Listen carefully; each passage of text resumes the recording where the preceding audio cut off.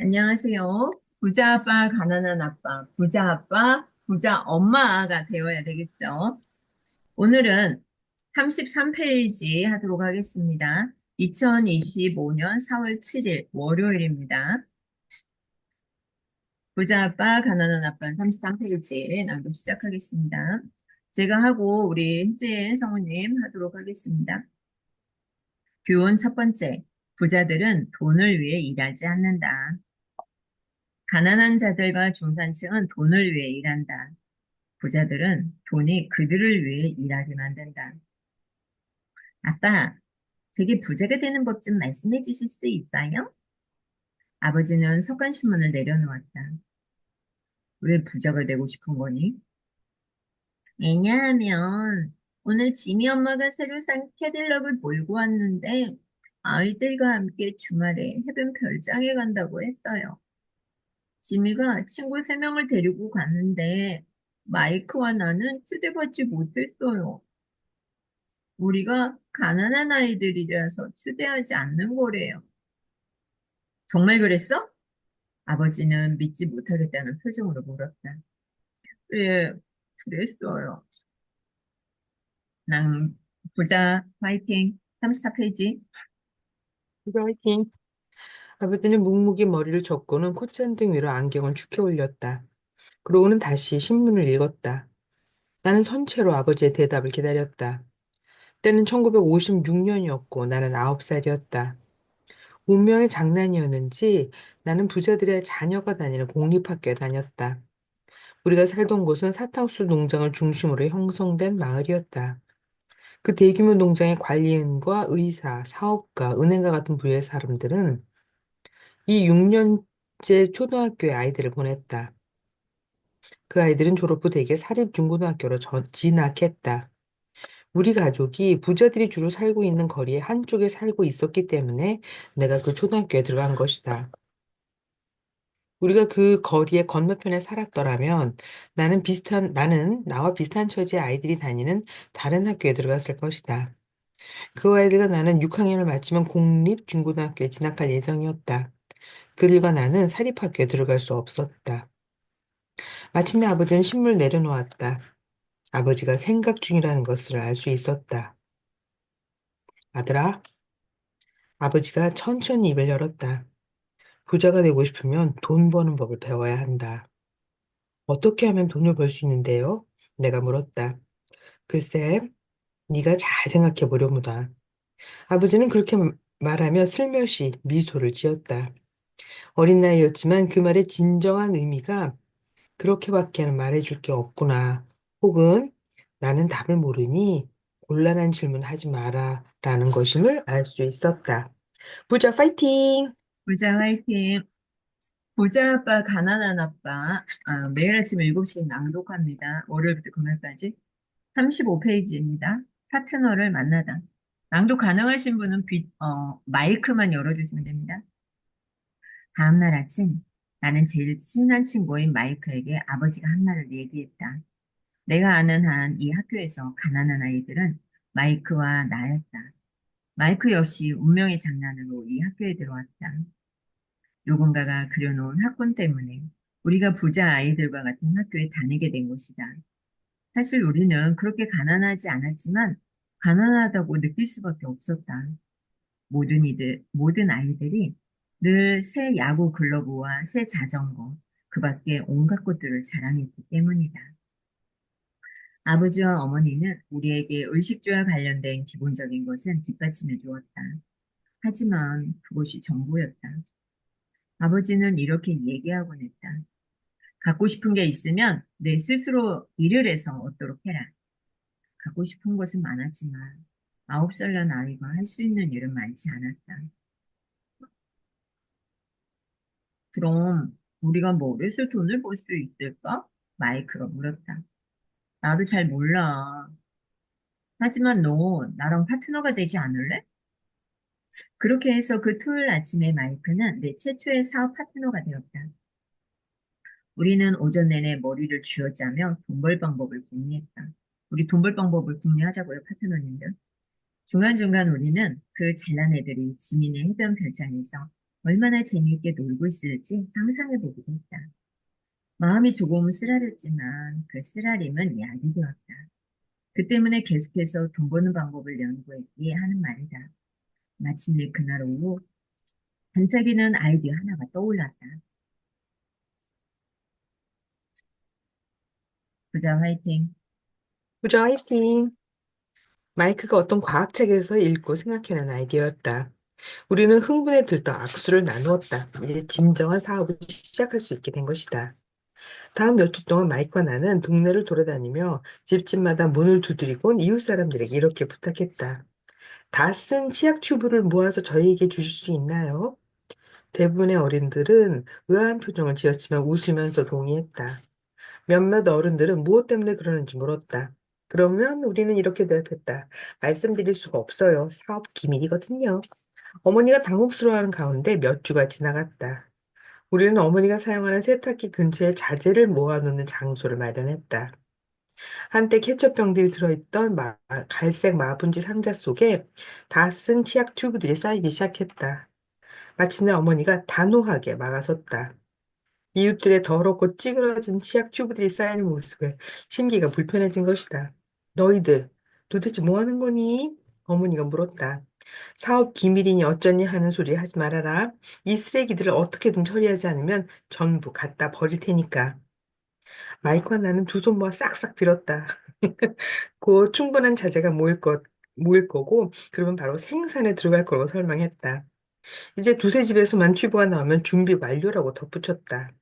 어머니는 마지못해 일주일의 시간을 주었다. 부자 화이팅! 부자 화이팅! 제품 생산 개시 일자가 앞당겨졌고 압력도 가중되었다. 나의 첫 번째 파트너십이 바로 우리 어머니로 인해 무산될 위기에 처했다. 저도 이 무산될 위기가 저희 남편 때문에 낭독을 못할 뻔했죠. 마이크는 이웃들을 찾아다니며 치과 의사도 양치질을 자주 할 것을 권장하니 빨리빨리 치약을 다 써버리라고 재촉했다. 나는 생산 라인을 설치하기 시작했다. 어느 날 아버지가 친구 한 분과 차를 몰고 집으로 들어오다가 9살짜리 꼬맹이 둘이 진입로에서 생산 라인을 최대 속도로 가동시키고 있는 것을 목격했다. 여기저기에 하얀 가루가 널려 있었다. 빈 탁자 위에는 학교에서 가져온 작은 우유 팩들이 놓여 있었고 우리 가족의 일본식 화로가 벌겋게 달아오른 숯불로 타오르고 있었다. 아버지는 차를 진입로 입구에 세워놓고 조심스럽게 걸어왔다. 차고로 가는 길이 생산 라인으로 막혀 있었기 때문이었다. 아버지와 친구분은 가까이 다가와서 숯불에 올려놓은 쇠 냄비 속에서 치약 튜브들이 녹고 있는 모습을 보았다. 당시에는 치약 튜브가 플라스틱이 아닌 나무로 만들어졌다. 아, 지금하고 틀리네요. 우리는 먼저 칠을 태워 없앤 후 튜브를 쇠 냄비에 차례로 넣었다. 튜브들은 녹아서 용액이 되었고 우리는 냄비 집게로 냄비를 들어올려 납 용액을 우유팩 상단에 작은 구멍으로 부었다. 우유팩 속에는 석고틀이 들어있었다. 우리의 생산 라인 주변은 마치 눈폭탄이라도 맞은 듯 보였다. 내가 급히 서두르다가 석고 분말 봉지를 발로 찼기 때문이었다. 우유팩은 석고 틀의 외부 역할을 했다. 아버지와 친구분은 우리가 조심스럽게 석고를 상단의 구멍에 용액을 부어 넣는 장면을 지켜보았다. 낭독 파이팅, 부자 낭독 파이팅. 부자 낭독 화이팅! 조심해라. 아버지가 말했다. 나는 올려다보지도 않은 채 고개만 끄덕였다. 마침내 작업이 끝난 후 나는 쇠냄비를 내려놓고 아버지를 쳐다보며 미소를 지었다. 너희들 지금 뭐 하는 거니? 아버지가 걱정과 호기심이 섞인 표정으로 물었다. 아버지가 얘기하신 일을 하는 중이에요. 우린 곧 부자가 될 거예요. 맞아요. 마이크가 이렇게 말하며 싱긋 웃곤 고개를 끄덕였다. 우린 동업자예요. 그런데 그 틀 속에 든 게 뭐니? 아버지가 물었다. 한번 보세요. 내가 답했다. 아주 멋진 제품이 나올 거예요. 내가 작은 망치로 접합 부분을 두져 입방체를 반으로 나누었다. 그리고 조심스럽게 석고틀의 윗부분을 들어 올렸다. 그러자 납으로 된 5cm짜리 동전인 니켈 하나가 떨어졌다. 오, 이런! 아버지가 말했다. 납으로 니켈을 만들고 있었구나. 맞아요. 마이크가 말했다. 말씀하신 대로 돈을 만들고 있어요. 아버지의 친구분이 너털 웃음을 터뜨렸다. 아버지는 어이없다는 듯 웃으며 고개를 저었다. 바로 앞에서 두 소년이 한 상자 분량의 다 쓴 치약 튜브와 화로를 놓고 하얀 가루를 뒤집어 쓴 채 돈을 만들면서 입이 찢어져라 웃고 있었던 것이다. 부자 화이팅! 부자 화이팅. 부자 아빠, 가난한 아빠 39페이지입니다. 아버지가 우리에게 다 내려놓고 현관계단에 앉아 얘기 좀 하자고 말했다. 아버지는 미숫빛 얼굴로 의조라는 단어의 뜻을 차분히 설명했다. 우리의 꿈은 무너졌다. 그럼 이게 불법이란 말인가요? 마이크가 떨리는 목소리로 물었다. 그냥 내버려 두지 그래. 아버지의 친구분이 말했다. 그쪽 방면에 타고난 재능이 있는지도 모르잖아. 아버지가 친구분을 노려보았다. 그래, 불법이란다. 아버지가 부드럽게 말했다. 그래, 불법이란다. 하지만 너희들은 멋진 독창성과 아이디어를 보여주었구나. 그런 점은 살려나가는 게 좋다. 나는 너희들이 자랑스럽다. 실망한 마이크와 나는 20분쯤 말없이 앉아있다가 어지럽혀진 현장을 치우기 시작했다. 우리의 사업은 그렇게 첫날에 끝나고 말았다. 분말을 쓰면서 나는 마이크를 쳐다보며 말했다. 지미와 걔네 친구들의 말이 맞는 것 같아. 우리는 가난해. 아버지가 막 자리를 뜨려다가 그 말을 들었다. 얘들아, 너희들은 포기할 때만 가난한 거란다. 가장 중요한 것은 너희가 무엇을 실행했다는 점이다. 대부분의 사람들은 말로만 부자가 되는 꿈을 꾼다. 그런데 너희들은 무언가를 직접 행동에 옮겼지. 그런 너희들이 무척이나 자랑스럽구나. 다시 얘기하마. 그런 점은 계속 살려나가야 한다. 포기하지 마라. 마이크와 나는 묵묵히 서 있었다. 다 좋은 말이었지만 우리는 여전히 무엇을 해야 할지 몰랐다. 낭독 파이팅. 부자 화이팅! 아, 낭독부자 화이팅. 낭독 부자 화이팅! 부자 낭독 화이팅! 그런데 왜 아버지는 부자가 아닌가요? 내가 물었다. 그건 내가 교사가 되는 것을 선택했기 때문이지. 학교 교사는 부자가 되는 것에 그다지 신경 쓰지 않는단다. 그저 가르치는 것을 좋아할 뿐이지. 내게 도움이 되었으면 좋겠지만, 나도 돈 버는 법에 대해서는 별로 아는 게 없단다. 마이크와 나는 몸을 돌려 계속 작업장을 치웠다. 좋다. 아버지가 말했다. 너희들이 부자가 되는 법을 배우고 싶다면, 나에게 묻지 말고 마이크의 아버지에게 물어보렴. 우리 아빠요? 마이크가 미간을 찡그리며 물었다. 그래, 너희 아버지. 아버지가 미소를 지으며 얘기했다. 너희 아버지와 나는 같은 은행과 거래하는데 그곳 담당자가 너희 아버지 얘기를 많이 하더구나. 너희 아버지가 돈 버는 법을 잘한다고 몇 번이나 얘기했단다. 우리 아빠가요? 마이크가 믿지 못하겠다는 듯이 다시 물었다. 우리는 부잣집 애들처럼 근사한 자동차와 멋진 집 같은 게 없는데요. 근사한 자동차와 멋진 집이 있다고 반드시 부자이거나 돈 버는 법을 아는 것은 아니란다. 아버지가 대답했다. 지미 아버지는 사탕수 농장에서 일을 한단다. 그 사람도 나와 별반 다를 것이 없어. 그분은 회사를 위해 일을 하고 나는 정부를 위해 일을 하는 거지.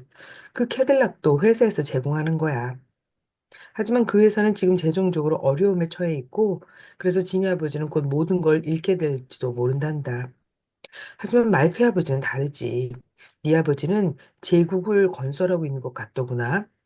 그래서 몇 년만 있으면 아주 큰 부자가 될 것 같단 말이다. 부자 화이팅! 낭독부자 화이팅. 낭독 부자 화이팅! 81페이지. 이게 정말 초등학생 수준이라 재밌네요. 책 읽는 것도. 그쵸? 그 말을 듣고 마이크와 나는 다시 흥분하기 시작했다. 우리는 새로운 활력으로 망해버린 첫 사업이 야기한 아수라장을 말끔히 청소해 나갔다. 그 와중에 우리는 언제 어떻게 마이크의 아버지와 얘기할지 계획을 세웠다. 문제는 마이크의 아버지가 밤늦게까지 일을 해서 종종 집에 늦게 돌아온다는 점이었다. 마이크의 아버지는 창고와 건설회사, 일련의 상점들, 그리고 세 개의 레스토랑을 갖고 있었다. 그분이 늦는 것은 레스토랑 때문이었다. 청소를 마친 후 마이크는 버스를 타고 집으로 갔다. 마이크는 그날 밤 아버지가 돌아오면 우리에게 부자가 되는 법을 알려줄 수 있는지 물어볼 작정이었다. 늦은 시간이라도 자기 아버지와 얘기하는 즉시 내게 전화를 하겠다고 마이크가 약속했다. 전화벨이 울린 것은 저녁 8시 반이었다. 네, 희진 성우님 낭독해 주세요.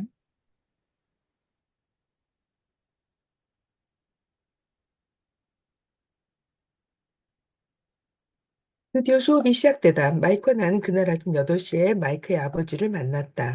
그분은 벌써 1시간도 넘게 일을 하고 계셨다. 그분 회사의 건설 현장 감독이 픽업 트럭을 타고 떠날 때 나는 그 작고 소박하지만 깔끔한 집으로 들어섰다. 마이크가 현관에서 나를 맞았다. 아빤 통화 중이셔. 우리에게 뒷문 쪽 베란다에서 기다리라고 하셨어. 마이크가 문을 열며 이렇게 말했다. 내가 그 오래된 집의 문지방을 넘을 때 낡은 목재 바닥이 삐걱거리는 소리를 냈다. 문 안쪽으로 값싼 양탄자가 깔려 있었다. 양탄자는 그 바닥이 견뎌낸 무수한 발자국의 흔적을 감추기 위한 용도인 것 같았다. 깨끗하기는 했지만 바꿀 때가 된 양탄자였다. 나는 갑갑함을 느끼며 좁은 거실로 들어갔다. 거실에는 골동품이나 다름없는 낡고 캐캐 묵은 가구들이 놓여 있었고, 소파에는 여자 두 분이 앉아 있었다. 우리 어머니보다 나이가 조금 더 들어 보였다. 그분들 맞은편에는 작업복을 입은 남자가 앉아 있었다. 그 사람들이 입고 있는 카키색 작업복은 다림질이 잘 되어 있긴 하지만 풀을 먹이진 않았다. 반들거리는 작업 부츠를 신는 그는 우리 아버지보다 10살은 더 많아 보였다. 그들은 뒷문 쪽으로 걸어가는 마이크와 나에게 웃음을 지었다. 나는 수줍은 미소로 답했다. 저분들은 누구야? 내가 물었다. 음, 우리 아빠 밑에서 일하는 분들이야. 남자분은 아버지의 창고를 관리하고 여자분들은 아빠 레스토랑을 관리하지. 그리고 아까 네가 올 때 배웠던 그 현장 감독 아저씨는 여기서 80km쯤 떨어진 곳에서 도로 건설을 감독하고 있어. 그분 말고 주택 건설을 감독하는 분도 있는데 그분은 네가 오기 전에 벌써 떠났지. 낭독부자 파이팅! 낭독부자 파이팅. 재밌게 책을 낭독할 수 있어서 좋네요. 너희 아빠는 늘 이런 식으로 일을 하시니? 늘 그렇지는 않지만 그럴 때가 많아. 마이크가 그렇게 말하면서 미소를 지었다. 그리고 의자를 당겨 내 옆에 앉았다. 아빠한테 돈 버는 법을 가르쳐 줄 수 있는지 여쭤봤어. 그랬더니 뭐라고 말씀하시든 내가 호기심 어린 표정으로 조심스럽게 물었다. 처음에는 그냥 재밌다는 표정만 지으셨는데 그러시곤 우리에게 제안을 하나 하겠다고 하셨어. 그래? 나는 그렇게 말하면서 의자를 뒤로 젖혀 등받이가 벽에 닿게 했다. 그렇게 의자의 뒷자리에 체중을 싣고 앉았다. 마이크도 나를 따라했다. 그 제안이란 게 무엇인지 알고 있니? 아니, 하지만 곧 알게 되겠지? 그때 갑자기 마이크의 아버지가 삐걱거리는 방충망 문을 열고 베란다로 나왔다. 마이크와 나는 벌떡 일어섰다. 존경심 때문이 아니라 놀랐기 때문이었다. 준비됐니, 꼬마들? 마이크의 아버지는 그렇게 물으면서 의자를 당겨 우리 쪽을 향해 앉았다. 우리는 고개를 끄덕이며 벽에 기댄 의자를 당겨 마주보고 앉았다. 마이크의 아버지는 키가 180cm 이상인데다가 몸무게도 90kg이 넘어 보였다. 우리 아버지는 마이크의 아버지보다 키가 컸으며 몸무게는 비슷했고 나이는 5살 많았다. 두 분은 외모는 비슷했지만 인종상으로는 같지 않았다. 아마 기운이 넘친다는 점은 비슷했을 것이다. 마이크가 그러던데 돈 버는 배우고 아니 마이크가 그러던데 돈 버는 법을 배우고 싶다며? 내 말이 맞니? 로버트? 나는 재빨리 고개를 끄덕였다. 하지만 왠지 조금 두려움이 일었다. 그분의 말과 미소 뒤로 엄청난 힘이 느껴졌다. 좋아. 그렇다면 내가 너희들에게 제안을 하나 하겠다. 난 너희들을 가르치겠지만 교실 수업과는 다른 방식으로 가르칠 거다. 너희들이 나를 위해 일을 하면 내가 너희들을 가르치지. 너희들이 나를 위해 일을 하지 않으면 나도 가르치지 않겠다.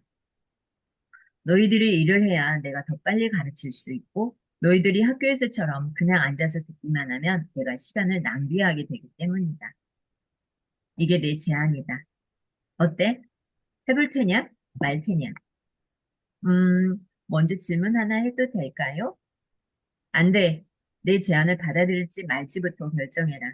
나는 할 일이 무척 많아서 조금의 시간이라도 낭비할 수 없어. 단호하게 결심하는 능력이 없다면 돈 버는 법도 결코 배울 수가 없지. 기회가 왔다가 가는 법이다. 언제 빠른 결정을 내려야 하는지 아는 것도 중요한 기술이야. 자, 내가 원했던 기회가 왔다. 수업이 시작되거나 아니면 10초 후에 끝날 거다. 마이크의 아버지가 짓궂은 미소를 지었다. 부자낭독 화이팅! 부장님도 화이팅! 할게요. 내가 말했다. 저도요. 마이크도 말했다. 좋다. 마이크의 아버지가 말했다. 마틴 여사가 10분쯤에 올 거다. 내가 그분과 얘기를 끝나면 너희들은 그분과 함께 차를 타고 내 가게로 가거라. 거기서 일을 시작하는 거야. 보수는 1시간에 10센트고 매주 토요일마다 3시간씩 일을 하는 거다. 근데 오늘은 소프트볼 게임을 하기로 약속이 되어 있는데요. 내가 말했다. 그러자 마이크의 아버지는 목소리를 낮춰 엄한 어조로 말했다. 할 테냐? 말 테냐? 하겠습니다. 내가 대답했다. 노는 것 대신에 일과 배움을 선택한 것이다. 20년 전 그리고 오늘 결단력. 세상은 갈수록 빠르게 돌아가고 있다. 주식시장의 거래는 이제 천분의 몇 초 사이에 이루어진다. 상거래 또한 인터넷상에서 수분 이내에 성사된다. 갈수록 많은 사람들이 좋은 조건의 거래를 맺기 위해 경쟁한다. 결국 빠른 결정을 내릴수록 기회를 잡을 가능성이 커진다는 얘기다. 망설이면 다른 누군가가 기회를 채간다. 부자랑도 파이팅! 네, 부자낭독 화이팅! 빠른 결정을 내릴수록 기회를 잡을 가능성이 커진다. 망설이면 다른 사람의 기회를 채간다. 여러분, 낭독을 할 수 있다는 건 기적이고 축복이고 부자로 가는 지름길입니다. 낭독 참 재밌죠? 46페이지, 30센트는 나중에. 그날 아침 9시경, 마이크와 나는 마틴 여사가 시키는 대로 일을 하고 있었다. 마틴 여사는 친절하고 참을성이 많은 분이었다. 마이크와 내가 이제는 다 자라서 독립한 자신의 두 아들을 연상시킨다고 토차례게 됐다. 마틴 여사는 친절했지만 열심히 일하는 것을 중시하는 분이라 우리를 계속 움직이게 했다. 우리는 3시간 동안 선반에서 통조림 통도를 내려 총채로 먼지를 털어내고는 다시 가지런히 정리했다. 정말 지루하기 짝이 없는 일이었다. 내가 부자 아빠라고 부르는 마이크의 아버지는 그런 소형 슈퍼마켓을 9개나 갖고 있었다. 그 가게들에는 모두 넓은 주차장이 딸려 있었는데 말하자면 편의점이나 동네 식료 잡화점의 초기 유형인 셈이었다. 사람들은 우유와 빵, 버터, 담배 같은 물건들을 사러 그곳을 찾았다. 문제는 하와이의 에어컨이 널리 보급되기 이전 시설이었다는 점이다. 찌는 듯한 열기 때문에 가게들은 문을 닫아 놓을 수가 없었다. 그래서 도로와 주차장 쪽으로 난 가게 앞뒷문을 활짝 열어놓아야 했다. 자동차가 지나가거나 주차장에 들어올 때마다 먼지가 풀풀 날려 가게로 들어왔다. 결국 우리에게 주어진 것은 에어컨이 없던 시절에나 존재할 수 있었던 일자리였던 셈이다. 마이크와 나는 3주 동안 마틴 여사의 지시를 받으며 3시간씩 일을 했다. 정오쯤이면 일이 끝났고, 그러면 마틴 여사는 우리 각자의 손에 10센트짜리 동전을 3개씩 떨어뜨렸다. 아무리 때가 1950년대 중반이고, 우리가 9살짜리 꼬마들이라 해도 30센트는 그리 흡족한 돈이 아니었다. 그 시절 만화책 한 권이 10센트였는데, 나는 대개 그 돈을 만화책 사는 데 소비하고는 집에 돌아왔다. 낭독부자 화이팅! 낭독부자 화이팅! 그렇게 4주째가 되던 수요일, 나는 그 일을 그만두기로 마음먹었다. 내가 일을 하겠다고 한 것은 마이크의 아버지에게서 돈 버는 법을 배우고 싶어서였다. 그런데 1시간에 10센트를 받으며 노예처럼 일을 하고 있었다. 게다가 그 첫 번째 토요일 이후로 마이크의 아버지는 단 한 번도 보지 못했다. 나 그만둘 거야. 점심시간에 마이크에게 말했다. 지루한 학교 생활에 토요일을 기다리던 낭마저 사라진 터였다. 하지만 정말로 나를 실망케 한 것은 30센트라는 보수였다. 그러자 마이크가 미소를 지었다. 왜 웃는 거야? 내가 분노와 좌절감으로 물었다. 이렇게 될 거라고 아빠가 그러셨거든. 네가 그만두겠다고 하면 데려오라 하셨어. 뭐야? 내가 분개하며 말했다. 내가 지쳐서 이렇게 나오길 기다리고 계셨다고? 그런 셈이지. 마이크가 말했다. 우리 아빠는 좀 다른 분이셔. 너희 아빠랑은 다른 방식으로 가르치시지. 너희 부모님은 훈계를 많이 하시는 편이잖아. 하지만 우리 아빠는 말씀이 별로 없는 편이야. 이번 토요일까지 기다려봐. 네가 준비가 되었다고 아빠한테 말씀드릴게. 부자낭독 파이팅! 부자랑도 화이팅. 그렇다면 내가 지금까지 조종당하고 있었다는 거야? 아니, 뭐 꼭 그런 건 아니지만 어쩌면 그런 건지도 아빠가 토요일에 설명해 주실 거야. 오늘은 여기까지 하고 내일은 48페이지에 진행을 하도록 하겠습니다. 제가 낭독만 하고 확 끝내버리니까 좀 서운하고 뭔가 있나 봐요. 그래서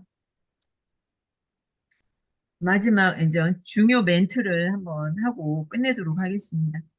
여러분들이 하셔도 되고 또 채팅창에 남겨주셔도 됩니다. 느낌을. 오늘은 부자들은 돈을 위해 일하지 않는다잖아요. 가난한 자들과 중산층은 돈을 위해 일한다. 부자들은 돈이 그들을 위해 일하게 만듭니다.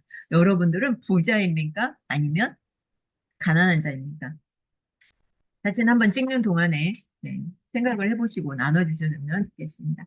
자, 사진 한번 찍도록 하겠습니다. 하나, 둘, 셋, 짠. 아이고, 하나, 둘, 셋, 짠. 네, 여러분의 느낌 어떠셨나요? 우리 정규 성우님? 네, 이야기 한번 나눠주시겠어요? 여기 다음에 할게요. 알겠습니다. 비디오를 켜주셔가지고 저는 또 하는 줄 알죠. 네, 줌 채팅방에 링크 걸려 있으니까요. 들어오시고 내일 아침 7시에 부자 아빠, 가난한 아빠 하고 우리 희진 대표님 예, 뒤에 배경 잘 만들어 주셨는데 사진은 알았어요. 7시로 바꿔주시면 좋겠고요.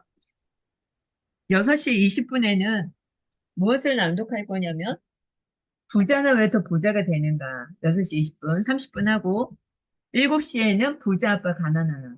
이것이 초등학생 책이라면 이것은 대학원생 책.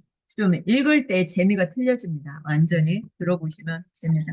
우리 희진 대표님 한 말씀 하고 마치도록 하겠습니다. 이 로버트 기요사키라는 어마어마한 세계적인 유명 인사이자 정말 부자 아빠 신드롬의 주인공인 이 사람의 시작이 이런 거였구나 알게 되니 정말 흥미진진한 영웅 탄생 전설을 보는 것 같아요. 너무 재밌습니다. 이 책으로 방향 돌려서 독서 모임 이끌어주시는 김영수 대표님의 탁월한 결단의 박수. 감사합니다. 부자낭독 파이팅! 부자낭독 화이팅. 여기 보면은요, 여러분. 서문을 꼭 읽어보세요, 서문. 우리가 어제 낭독 독서 모임을 진행했기 때문에 제가 뺐는데, 어, 월요일부터 금요일까지는 오로지 낭독만 하고 내가 독서 모임에 참여해서 토론을 하고 싶다 그러면 일요일 아침 7시에 참여 유료 과정입니다. 10,000원이니까 참여를 하시면 되고요. 자, 여러분 우리나라에서도 이제 마이너스 금리를 적용할 때가 얼마 남지 않았습니다. 패배자는요 돈을 위해 일을 합니다. 내가 어떤 사람으로 살아가는지 한번 보세요. 패배자는 돈을 위해 일하고 저축하는 사람들, 이런 사람들은 가난한 사람들입니다. 부자는 돈이 나를 위해 일하게 합니다. 오늘도 화이팅 하시고 내일 아침 6시 20분에 뵙도록 하겠습니다. 링크는 고정되어져 있습니다. 고맙습니다. 감사합니다. 오늘도 좋은 하루, 부자 되는 하루 보내시기 바랍니다. 감사합니다. 네, 우리 손원규, 신정규, 김일진, 정동주, 백옥보수, 김민아님, 이영은님, 최설희님 감사합니다. 부자의 하루를 보내세요.